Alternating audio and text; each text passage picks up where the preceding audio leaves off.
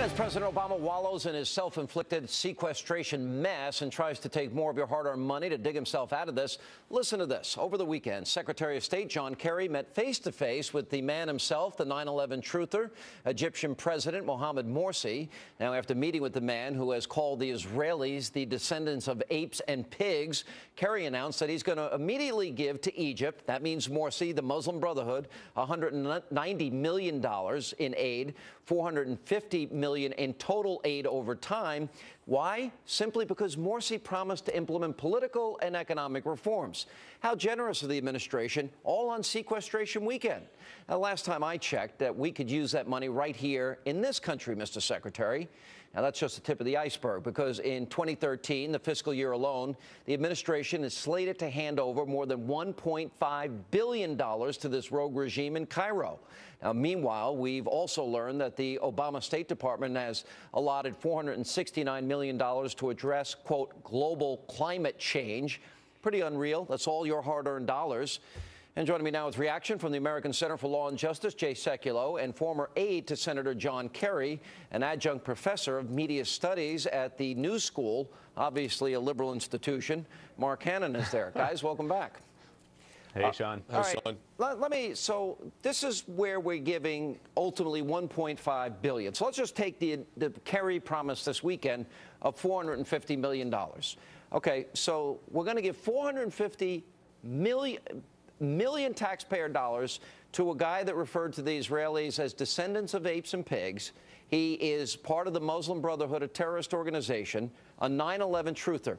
Now, I have a list here of things that we could better spend this money on. We'll put it up on the screen, Mark, and like $200 million for procurement of ammunition for the Army, $59 million for U.S. Marshals, service salaries, expenses, $53 million for food safety and inspection services.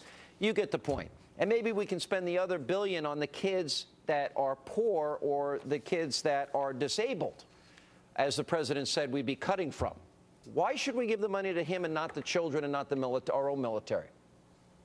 Sean, there's absolutely no question that those are deserving programs that you list on the screen, but giving but we have limited money, so why should Morsi get it over the children in America and over our military?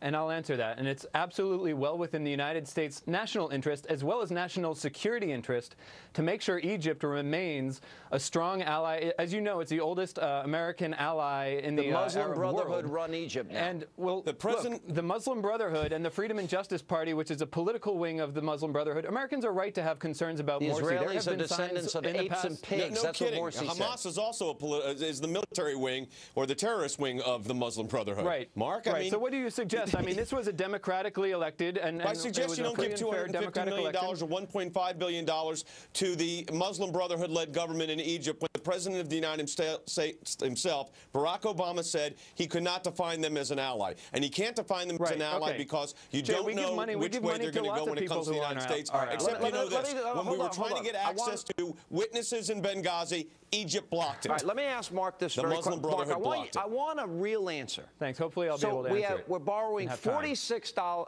cents of every dollar we spend. The president says poor children and disabled children will suffer as a result of the sequestration.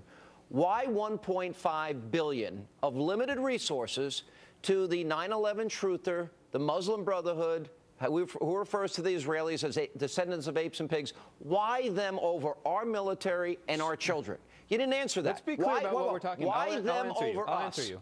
Why? We're giving money not to the Muslim Brotherhood. We're giving money, $60 million, as you know, Sean, and you didn't mention it in your lead-in, but is going directly to entrepreneurs and for economic incentives to create an, democratic institutions. Why $1.5 trillion to a country run by a head of the Muslim Brotherhood? Trillion, I think you meant billion, and it's $2 billion that we give to Pakistan. We give $3 billion to Israel. Why do we give $600 million to Nigeria? to the Muslim Brotherhood, 1.3 which is for military weapons, Sean. That's the fact. All sorts of reasons. It's the most cost-effective part of our national security apparatus.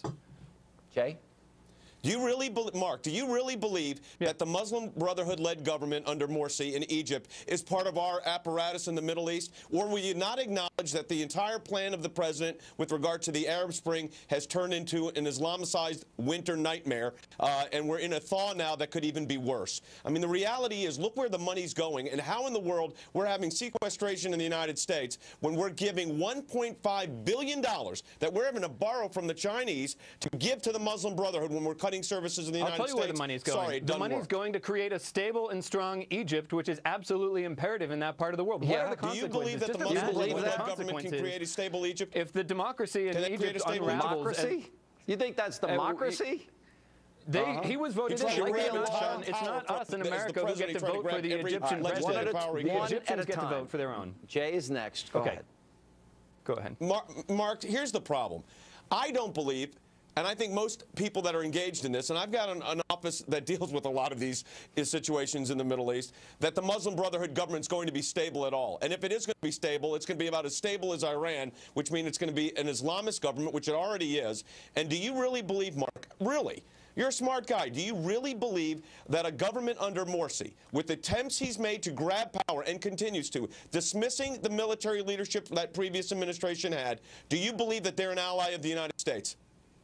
I believe that absolutely Morsi has conducted a power grab. I believe we have a right to be concerned about that, and I believe that's exactly why the foreign aid we're offering them is tied, let me finish my sentence, Jay, is tied to those kinds of political and economic reforms and making sure that the free and fair election that brought Morsi to power is replicated so that maybe somebody else is elected. Do you believe that was and deny our military and deny our military weapons to give it to the terrorist?